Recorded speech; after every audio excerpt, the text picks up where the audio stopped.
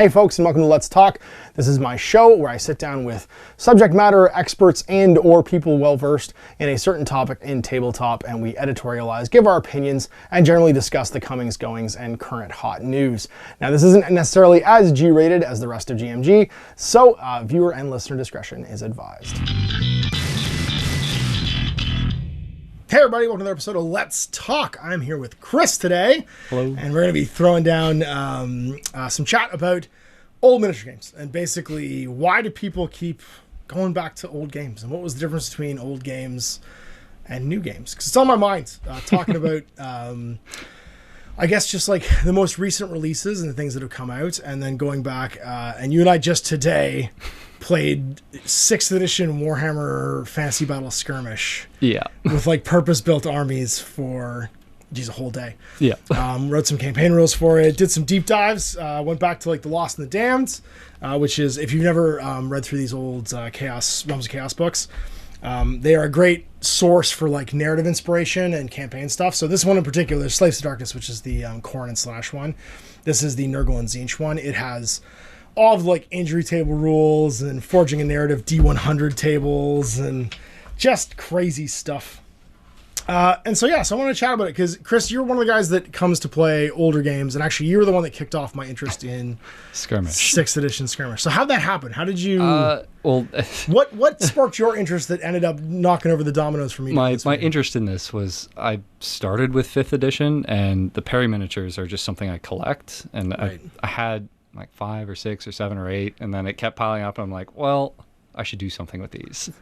And Ash likes playing old games. I do really like and that was pretty much it, because I just wanted to play a game with the models I had that I was collecting because I wanted them.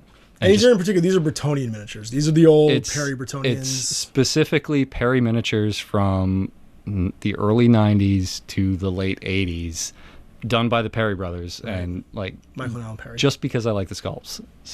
So you have like about 100, you have about a dozen probably collected and painted up now. Yeah. Of like men-at-arms, various knights. And even went the extra mile, and all of his knights who are on horseback have a dismount. Yeah.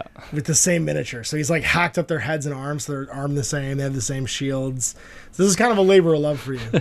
Yeah. Well, it's because I started with the 5th edition set was Bretonnians and Lizardmen. So it's all the Perry sculpts from then are just a special little group of miniatures that I wanted to collect.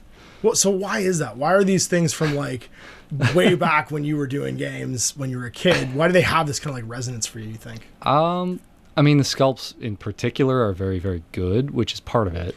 Yeah, that's true. The Perry sculpts are fantastic. There's also, specifically during 5th edition was the one that made a really big attempt at this, but all the starter sets and all the books and all the expansions for it were set around little stories to play with this stuff. So the starter set was the Bretonnians saving a village from the Lizardmen. Right. And then those evil Lizardmen. Because at the time they weren't really good guys either. Those evil savages come to do nefarious things. Take us on their intergalactic fancy spaceships. Yeah, I don't even think they had those then. They talked a bit about the old ones and like the collapse of like the Polar Gate and stuff like that. They were kind of sci-fi back then. And then there were also the narrative campaigns for the, oh my goodness, we looked this up, the Curse of Blood. Yes, it was. So it was Grudge of Wrong. The Bretonnian one was something of blood. Something of blood. Something of Circle blood. of blood. Circle of blood. That's what it was. Yeah, Circle of Blood. And each one had like because we were actually talking about it today as well. Because each one of them was a cardboard terrain collection. Yeah. And there's the other Bretonnian one that was the jousting. It was the jousting with like the jousting rules. There was also no, it was like literally like the terrain for it was you were fighting in like some kind of like contest, like a tournament. But there was also before that there was chivalry, which was like that's 88, 89. That's before my time. Night jousting game. Yeah. Well, that was foot combat too. Right. With the little cards that little cards for like your strikes and your parries and stuff like that. And I don't know. They just were really, really focused on making a story for you to play through. Right. Which is, I don't know, it just made the miniatures more special. I think there's especially you often hear 5th edition Fantasy Battle referred to, and we're focusing on Warhammer Fantasy Battle because we played today. But in that era of like miniature wargaming, Fantasy Battle in particular was often referred to as Hero Hammer because it was very much about your heroes and what they were. And if we go all the way back, because like what we're kind of talking about now is the difference in the way these rule books are written, where the people writing them very much are coming from like a role-playing and historical background, and your character, your avatar in the game is like a big deal. It's the person you're making, and the army forms around the hero, as opposed to the hero being this like minor attachment that's kind of leading the army, which I find really interesting. Grudge of Drong, I just found all the miniatures before I found all my drunk dwarves. I found Drong, because now I'm trying to think of like what's the next skirmish warband I'm going to make, and I have all these old classic dwarf miniatures, and thinking about that, it really was the story of like Drong going off and doing something, as opposed to trying to be balanced or anything like that. You got set piece battles where they gave you some options, but it wasn't designed to be like competitively balanced. It was designed to tell a story. Yeah, it wasn't a what's the word I'm looking for? It wasn't a straight up battle game. Right. It was more, I don't want to say a skirmish, but a tabletop adventure. Yeah. Like tabletop role play adventure is what the phrase used to be? Oh, it's 3D role play. Yeah. That was the old logo that was on the side of all the books. This is a 3D role play game, and it was designed to and as most recently, actually, I've just reviewed first edition Warhammer Fantasy Battle, which is clearly like, from like the character summon, it is clearly an RPG with fighting elements, and your character, there's literally rules for like dungeon delving and like all this stuff like right there in the rule book. It's almost like in the very beginning of all this wargaming design, RPGs and miniature wargames are very much like following the same path, the same like narrative path. Yeah. And it feels like over the years, because the other thing you and I played recently was Infinity, is they've started to branch, right? They are branching into two different things, where one is more like simulating combat, and not necessarily the stories leading up to like a scenario. Like, why are we fighting? Yeah, it's more about, there's a rough scenario if we're talking about sort of like the MacGuffin of how you win. Yeah, but it's never like here's who how these you people get are points. And how they got the exactly. It's never.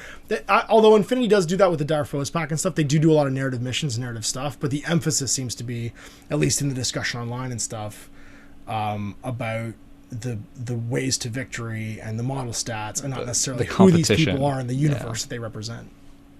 Especially with ITS is their big focus, right? Which is neither here nor there. It's good, but it's different. Well, and what's interesting now is they're going back to that. So Defiance is literally literally just that like it goes away and then it comes back, and you've got like this like realignment into like a story driven play mode now, with sort of like a dungeon crawl, which I think is really exciting, because it feels like, in particular in competitive play games, maybe like War Machine Hordes or other games where the focus is on purely the gameplay mechanics, right? There's less of a narrative involved, and it's more about the simulation of the combat and less about the story of what's happening. Like give us Song of Ice and Fire as a good example. It's not actually 12 guys fighting 12 guys every single time. It's representative of what's happening. Of thousands. That's right. Yeah. And the 2D forest template isn't really the image of a forest. It represents this part of the battlefield is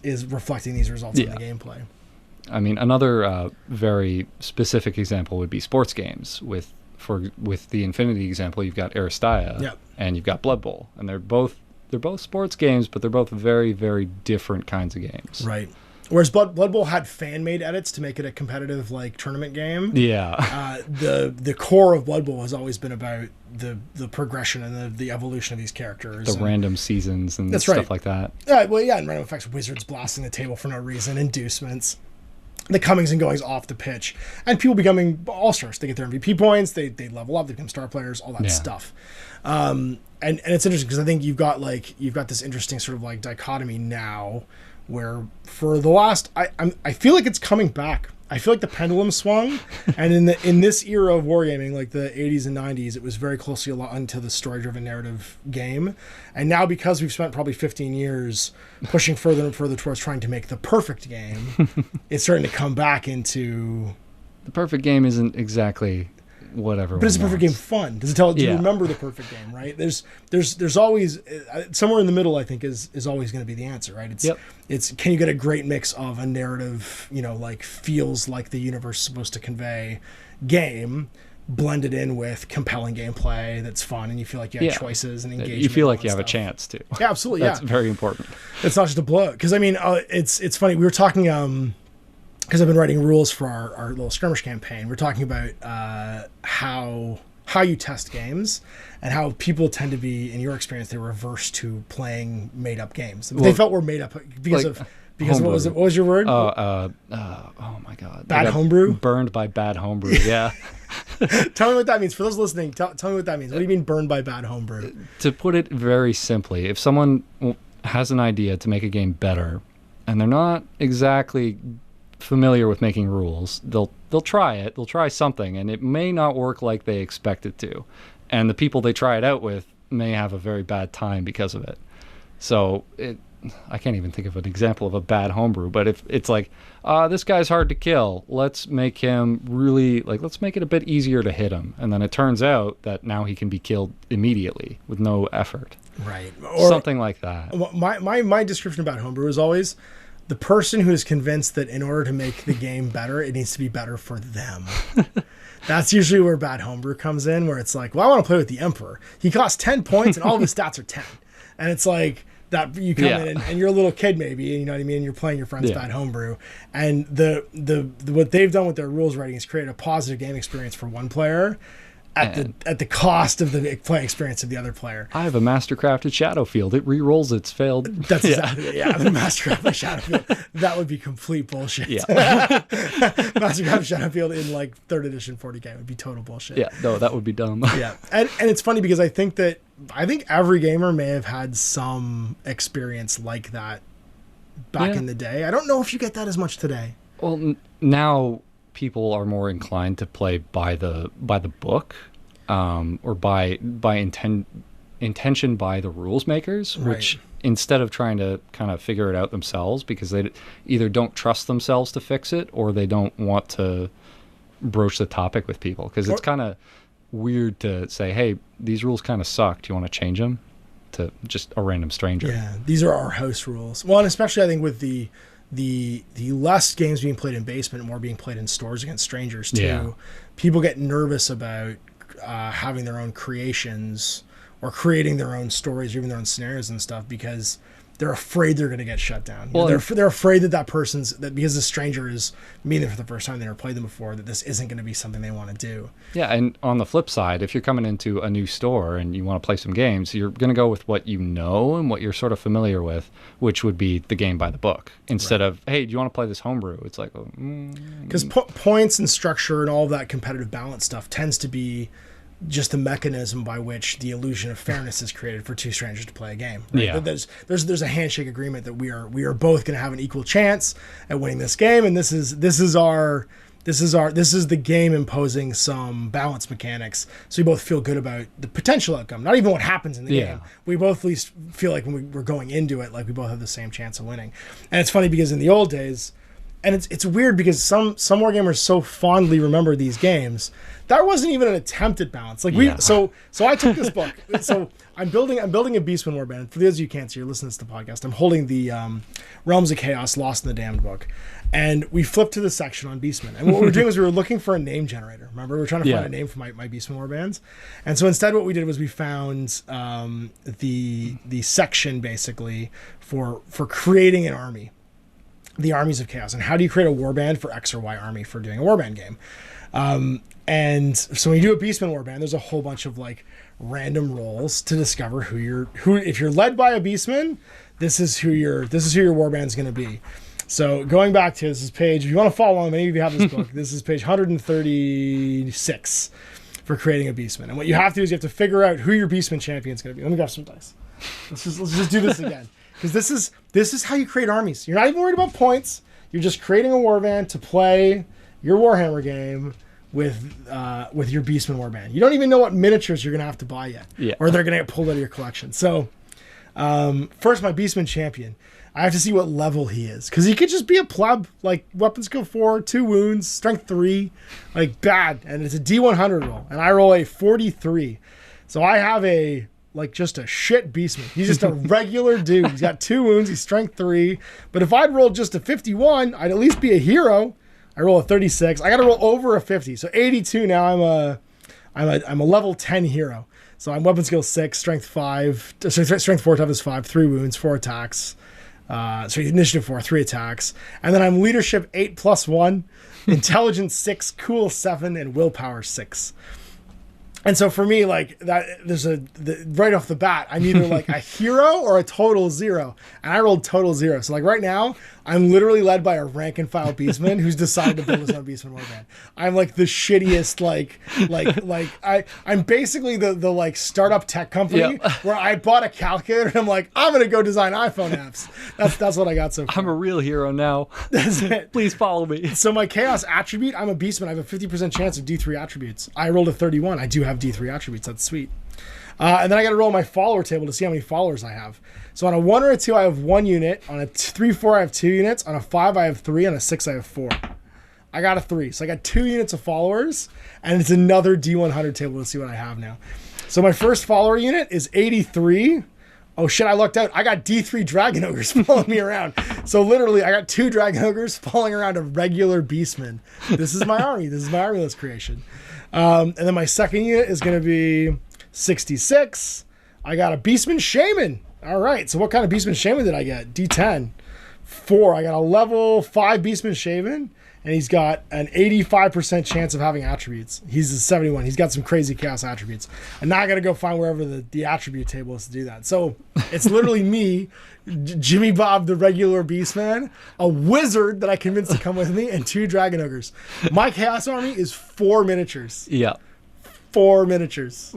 But you could have rolled like 3 gores. Well, the first time I rolled it, what did I get? I got 2 D6 Beastmen, D6 a Beastman Minotaurs. hero with D6, that's right, and D6 Minotaurs. Like, imagine there's no illusion of balance here whatsoever. No. Like, you're not even pretending this is going to be balanced. But it's fun. But like, it's fun. Like, we just sat here randomly creating a warband, and that in itself was fun. You know what I mean? Like, just like I want to go find 2 old Dragon Ogres now and a regular Beastman and a shaman to make my shitty random basement warband. I mean, 2 Dragon Ogres is not shitty.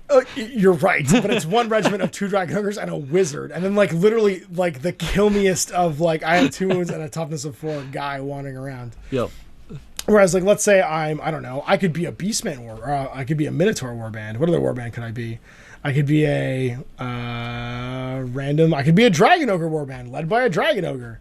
Like, it doesn't care. It's whatever you want it to be. And sorry, you do get a point value for everybody. I should mention, how many points did I roll up there when I rolled up my warband? I rolled up, because the points are at the end there. I got...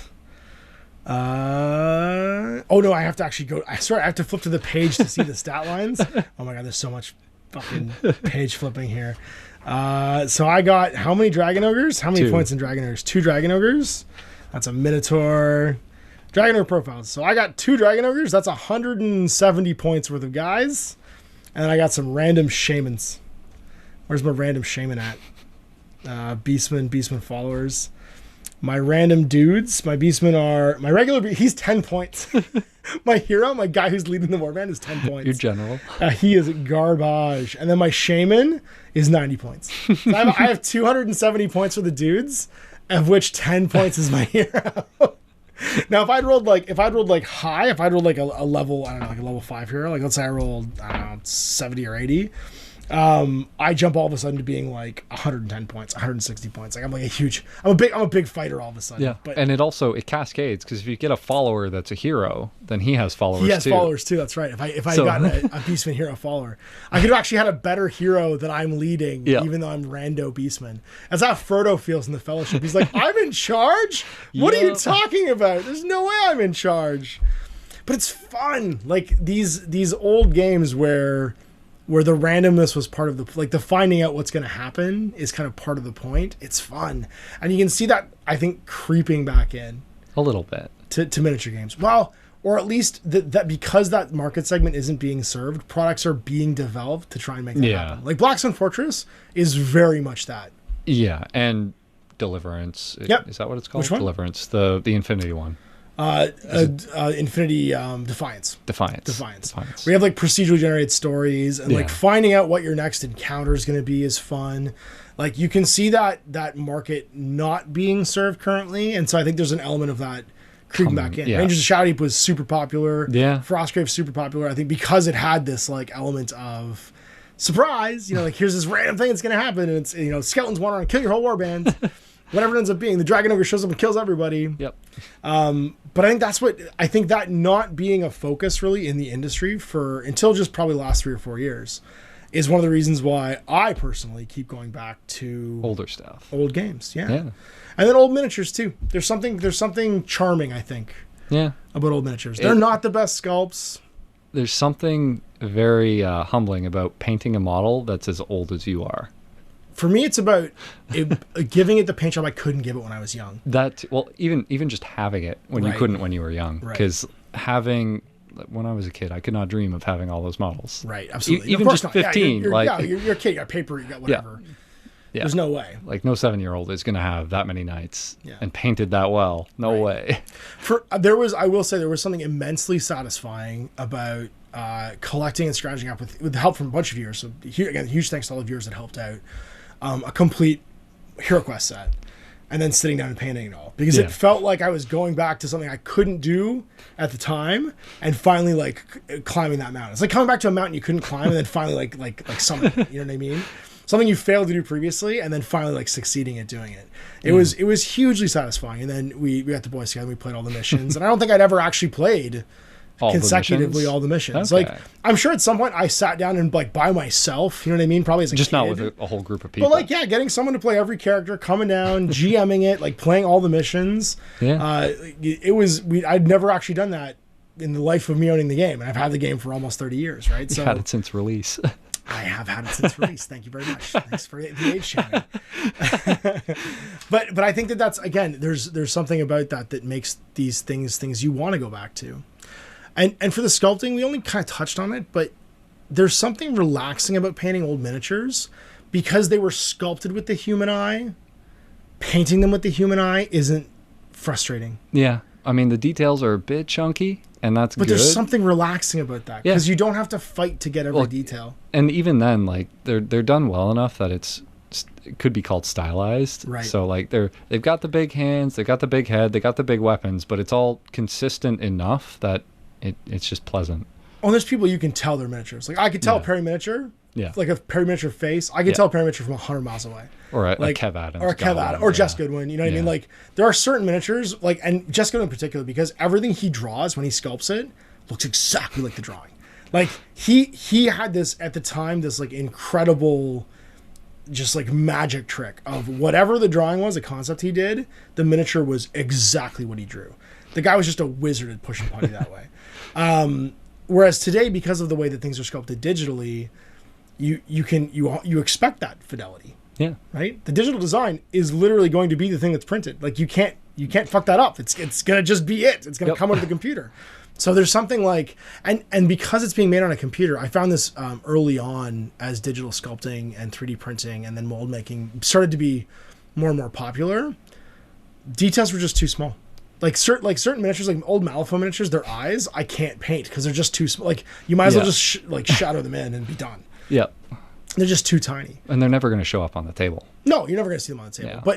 But it's not as you are concentrating harder, and it's more of a challenge to paint something that's that small. You know, that the detail is that minute. Yeah. And when I go back and paint these old miniatures, there's a certain like pleasant. It's also they're almost cartoony, like they're very expressive, which is, I'm not going to say lacking because current models are very expressive too, but like the faces and expressions are a bit more pumped up. It's caricaturized. Yeah. It's a caricature opposed to a portrait, right? Yeah. And so I don't know. I literally painted that 20 model Beastman band that I painted in the last 3 days. I couldn't stop. Once I started Bitsbox stopping and finding these old miniatures, I had so much fun painting them because they're so big and chunky and silly and like they have like goofy horns and goofy looks to them. Yeah. It was just a blast to paint them. Like I understand why there are these massive social media groups and online groups for collecting and building and painting these older style miniatures, because I think they have something. There is something about an object that was made by hand versus an object that was made digitally that you can't cross over. You don't get the same level of like expressive characterness, I think, in a digital sculpt that you get in something that was done by hand. It's really hard to define, but when you're painting it and you feel it, like I get why there's these huge groups of people that obsess over collecting all of these models. And also they're handmade, so like there is a level of collectability to them that they don't feel like mass-produced items. You know, Yeah. they feel They're hard to find. yeah, and they feel special because there's something somebody made by hand versus something that just got spit out of a computer. Like it was still made. There's Yeah. I don't want to devalue the talents of the people making them, but there's I think a difference in the result when something is being made in real space through like minute changes and corrections in sculpting and putty versus being made and no ability to go back and fix your errors either, by the way, without carving it and starting again, versus, you know, you've got these save checkpoint digital sculpting things where you can just do it until you get it right, basically. Yeah. I feel like there's no safety net. Yeah, so I mean, you do have the little mistakes on old models too, which saying it makes me feel like a hipster. Right. Just a little bit. Right. This model has soul because it's made by hand. Yeah, well, And there's that. Kind of does. Kind of does. Well, it's like the old Bob Ollie miniatures where he invented and this was, at the time, this was a revolutionary technique, where you would put divots in the eyeballs so that you could dry brush them white and you didn't have to dot still the have eyes, the right? the pupil. But the problem was they never faced the right direction, so everybody had like Atchafori eyes. They're all like they're just chameleon all over the eyes. place. Yeah, chameleon eyes. One eyeball's going all over the place. And so like it was a cool idea, but because you're like trying to execute it by hand, it's just as hard as dotting an eye with a paintbrush, right? He's trying to do it and sculpt it and have it look right. You got these kind of like weird eyes every now and then. Everyone's a little bit wonky. Old Bob Ollie sculpts, yeah. And it was, I mean, it's funny because like that's something you literally wouldn't see being done today. Unless it's someone going back to deliberately. I wonder if that happens now. I wonder if someone's gonna go in there and put the divot in the eyeball and try and like make it easier to do eyes. Do it. Go out there, digital sculptors. Do the divot in the eyeball. Give us the perfect eye. Give us the perfect like facing forward eye. I want to see what happens. I hope someone tries. I think some of the Kingdom Death models have something like that. Do they? Yeah. I think some of the monsters have something like that. Cool. Because the monsters, they're so big for the most part. Yeah. I mean, you could actually, with monsters that big, for some of them, you could actually just etch in the detail of the eye too. Yeah. You do like the irises Because and stuff because like they're that big, I think they have done something like that. That'd be super cool.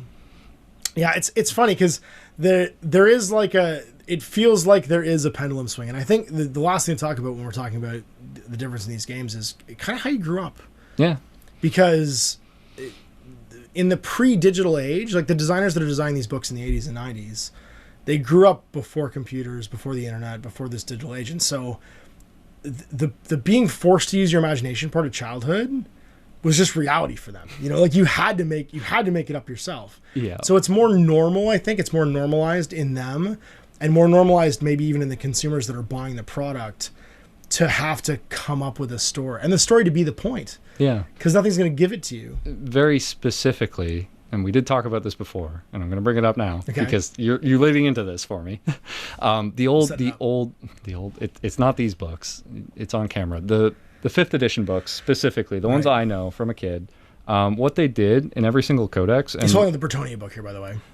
This is not it. The one before this one. Right, the 5th edition Bretonnia book. With the bright colors that looked horribly garish. But every single 5th edition book was packed with like short stories and little snippets saying like, here's what the world does, here's what you can do with it. Right. And the end of every single book had a short like 10-page section devoted to here's how you role play as an army commander. It's like, here's how you have to muster your forces. It's like, what are you going to do to build your army as a little patrol? You gotta have some basic core troops. You gotta have some of this. But instead of saying that, they're like, you need to rally some peasants. You need a small group of knights. And something like that. And it was written that way, too. It was written like that. It was written that you're the commander of this force. Who are you going to recruit to your banner first? And it's like, you need to get these peasants their hovels. Like, right. They can't live without hovels. Like, it's your nightly duty to get these guys hovels. It's what like are they going to do? You need a castle for yourself. Like, you can't do this without making your own little empire of its own, sort of. And like each and every book from that era, I don't know if Magic had it as well. I think it might have. But each and every book had its own little method of introducing you to the faction and sort of what sort of terrain you'd build, what sort of army you'd build, but as a role-playing experience almost. Yeah. How do you create that tabletop expression, basically, of your little commander and his army and the avatar that he is kind of in the world? Yeah, very specifically, it's you are the army commander. You have to lead this army and build it and grow it instead of like how to build your army in the front of every codex that it is now. Right. And even in this one, it just says, how do you build a Bretonnian army? Here's what you do. And they do have fluff and stuff, but not to the same degree as before. Well, it's not immersing you in it. I think that's the difference. Is the books were being written in a way that you were immersed in the world, and you were being told this is what your role can be to play. Yeah. And how you build your army and stuff. Whereas in the later books, it turned into more, here's the history of the world, and do with it what you will. And then further and further on, it became more, this is the game, and the set dressing is and these are the people, and you're watching the story happen. And in later books and in later games, that sort of has just gone completely to the wayside. And now it's more about, here's the army stats, like, go nuts. We'll sell you the... You're going to watch our world. Yeah. And you're watching it take place as opposed to immersing yourself in it. And not to say that you can't still immerse yourself in a game of, like, Warhammer 40K or War Machine or whatever, but, I mean, War Machine in particular, you never play the role of the person because everyone has a name. It's someone... You're always watching someone else's story happen. And back then, it was named characters... You had to ask. It had to be something special to use a superhero in your army. Yeah. And also, every book was sort of intended to be a complete package. So everything was in there. You had your background. You had your rules. You had your introductory scenarios. You had some terrain in them. Like, here's how you build a swamp. Here's how you build a hut for your orcs.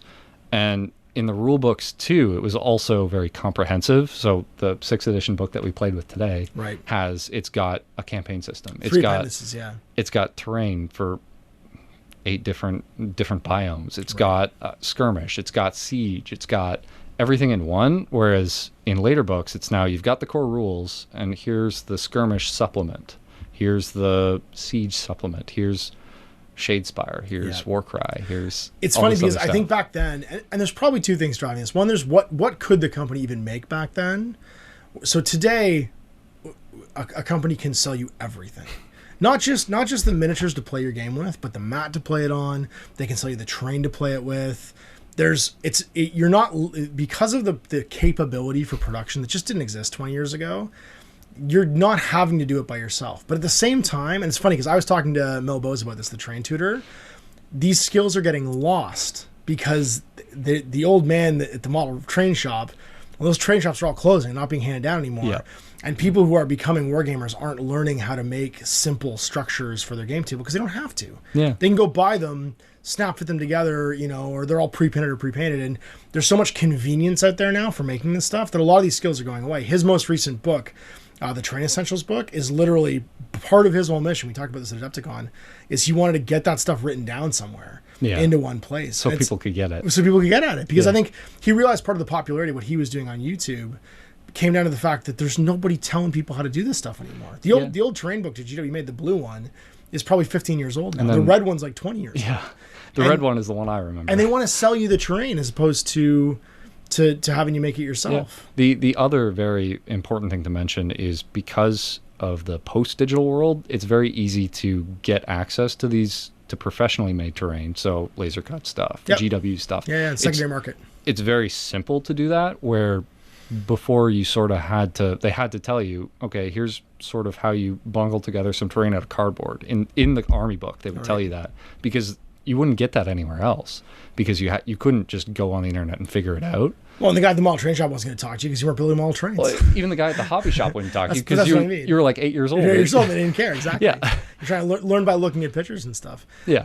I had a joke for years with my buddy Owen. He manages stores out in BC for Games Workshop, where he would still go and make old 90s CW terrain up until like the mid 2000s. So he was making those red spiky ball trees. Yeah. Making like goblin green flock. Like, he does a bunch of old school stuff. I think just because it makes him happy, because it's like stuff from back in the day, not because it's necessary, but like that stuff. There is an element of like, look at like I'm doing it myself, and it also piques this like feeling of nostalgia in me to do it.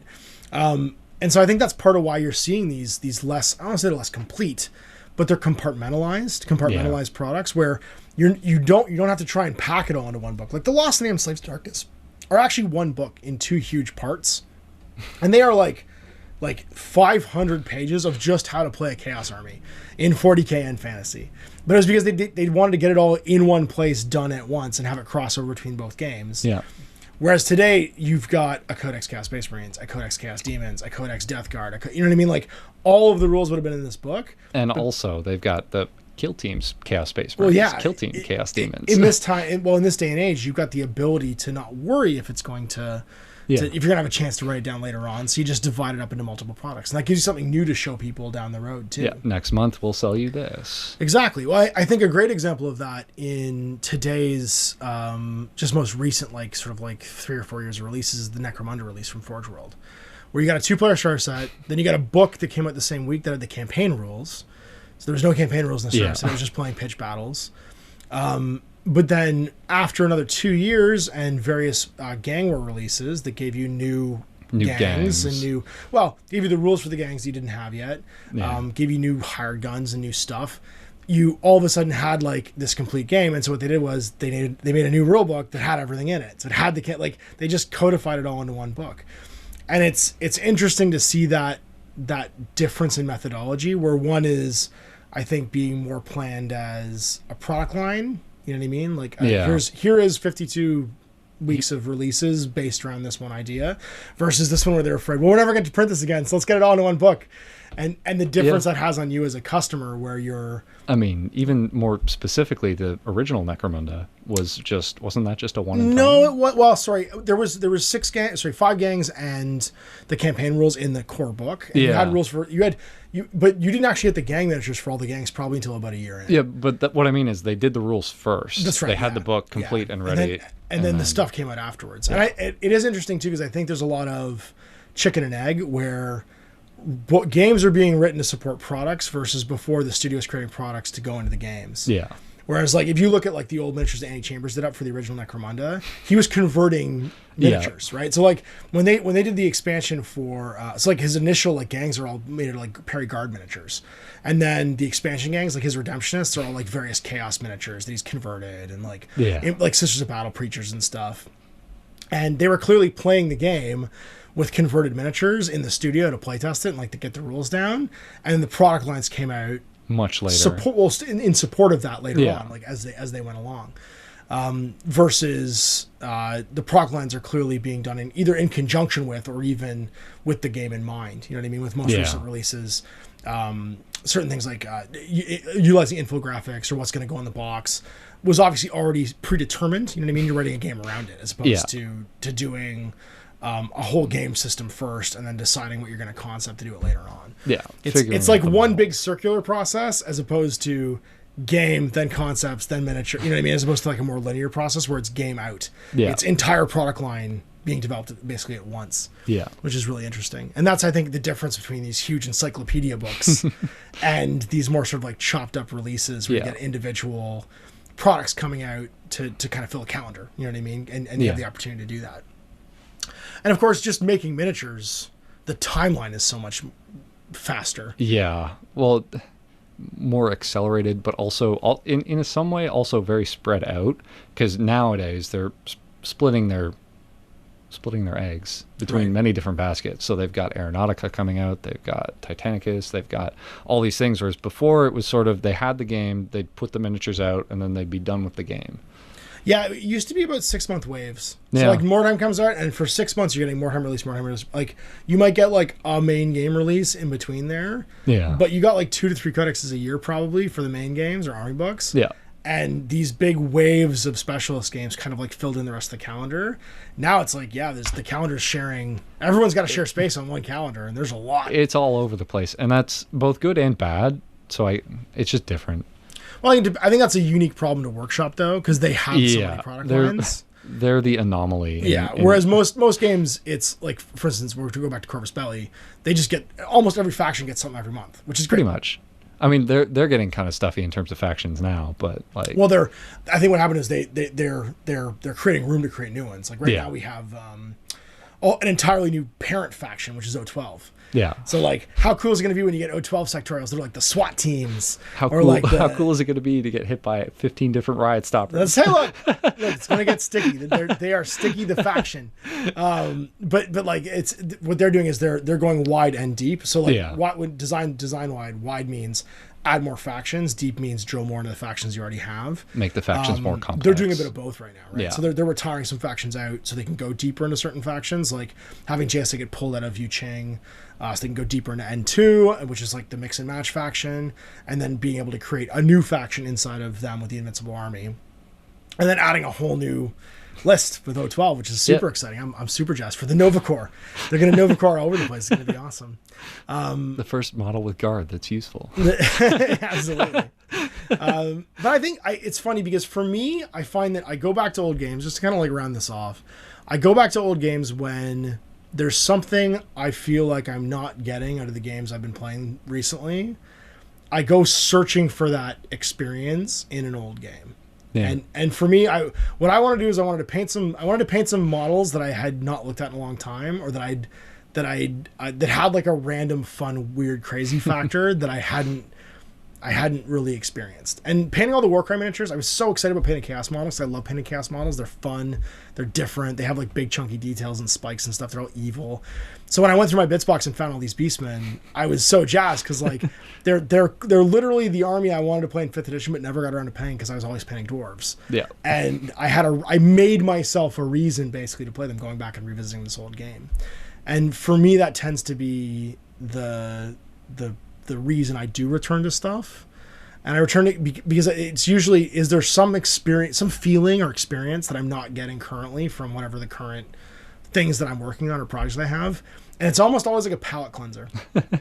I go back and do it. I get it out of my system. Like, cause like this week I went hard into the Wayback Machine. Like this was a big week for like a deep dive. Oh my God. Well, the last time we did this, I took you to my storage unit. Oh God. That was an experience. We got to see a lot of old stuff. Yeah, it was kind of like at the end of Indiana Jones and Raiders of the Lost Ark, where you see the big room full of boxes, and then there are more boxes and more boxes. I told him if boxes collapse on him, I'm not going back for him. And we dug out all kinds of old stuff. And this time around, I had actually found some miniatures in my parents' in a closet in my parents' farm, my old room, my parents' farm. And it was just a shoebox full of old miniatures, and it had all these Beastman miniatures in it. So I kind of had them on my brain already, and then painting all these awesome new miniatures for Warcry, and then you saying let's do some more skirmish stuff. It just kind of all sparked into my head in this one thing, and it gave me like a creative outlet because I got to write some rules, and then it gave me a like nostalgia outlet because I got to paint some miniatures I never got to paint when I was younger, and then finally it gave me a even just like a reflective moment where I got to kind of sit back and think about what I'd just been doing compared to what I have been doing. And, I mean, it's also nostalgic in the sense that the rules are very nostalgic. Yeah, of course. I mean, 6th edition is very classic Warhammer, so playing it is fun. Well, this isn't, but it's funny though, because we're playing 6th edition Warhammer Skirmish, so there's not as much maneuvering. Model placement's important, but we're not maneuvering the way we're maneuvering the battleships in 6th edition fantasy. There's no like turning and facing and doing all that stuff, but even just using the models and the army books you're playing 6th edition. You're right. Yeah. You're using the lists. You're using the point values. Using all that stuff.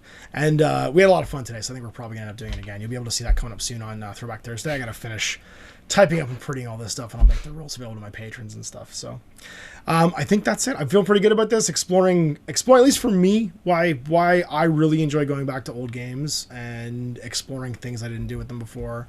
And why I keep doing it, and hopefully for you too, Chris, and for you guys listening. So if you got any thoughts about that, why do you go back and play, games from the past? Why do you keep revisiting old games? Or why do you even have nostalgic feelings about old games? Because I do get disappointed sometimes. Honestly, and this is going to break my heart to say, but going back and playing Confrontation 3.5, I have such rose-colored glasses for that game. I love it. The mechanics are great.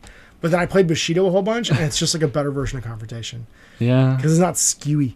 Like I love Confrontation. Don't get me wrong, but it feels its age a little bit. You know what I mean? I mean, Confrontation is what, 90s? It's late 90s, early 2000s. Okay. I think for me, I wasn't actually nostalgic about the game. I was nostalgic. Models? No, I was nostalgic for the models. I was nostalgic for the time in my life in which I played the game, because I was in my early 20s. I'm living alone in the big city. Like, I got a job, making some money, got tons of free time. I hadn't got married yet, didn't have a steady girlfriend. So it's like literally just, I do whatever I want, whenever I want, with my money and my time. And I feel like maybe that's why I was so nostalgic about Confrontation. Don't get me wrong, fabulous game, fabulous miniatures, still have like tons of love for it. But the gameplay experience when I went back and played it, it did not feel like I remember. It did not feel elegant the way I remembered it feeling. Basically. You weren't the same rock star you were back then. I don't even think it was that, because I was using my army against my army. I was teaching someone how to play. It just didn't feel elegant. It had mechanics that just felt odd, like the deck stacking and the activation and stuff. I don't know. So anyway, I hope you guys enjoyed that. We'll talk about this, I think, in the comments. Hopefully you guys have some thoughts about old games and why people go back to them. And how we're hipsters. How we're hipsters, that's right. No, does it make us hipsters or does it make us like... I think it makes... Old I think fogies? I think it might make us baby boomers to talk about how everything used to be better back in the day.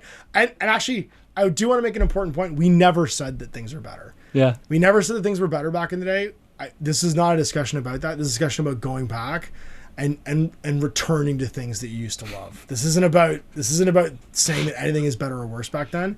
It's just about the pendulum swing of how things are designed, how they feel to play, and what they are. So anyway, I do want to make that proviso. Because someone in the comments is going to be like, Ash hates everything that isn't new. And that's literally not what I'm saying. It is the opposite of what I'm saying. I'm wondering why I keep going back to old games and why I take such pleasure and I find it so relaxing to go back and experience things. Because they made real miniatures back then. Oh, for Christ's sake. You're just going to set them off. So anyway, we'll see you guys next time. Talk to you again. Until then, I'm Ash. This is Chris. Not for gaming.